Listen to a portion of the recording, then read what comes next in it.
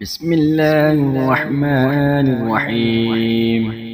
اللهم صل على سيدنا محمد وعلى آل سيدنا محمد صلاة تنجينا بها من جميع الأهوال والآفات وتقضي لنا بها جميع الحاجات وتطهرنا بها من جميع السيئات وترفعنا بها عندك أعلى الدرجات وتبلغنا بها أقصى الغايات من جميع الخيرات في الحياة وبعد الممات، إنك مجيب الدعوات ورافع الدرجات ويا قاضي الحاجات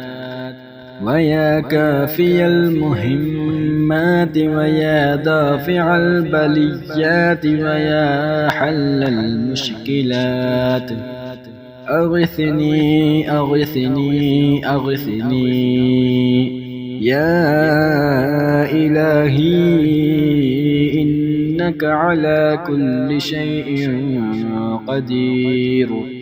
اللهم صل على سيدنا محمد النبي الأمي وآله وبارك وسلم. أستغفر الله الذي لا إله إلا هو الحي القيوم وأتوب إليه.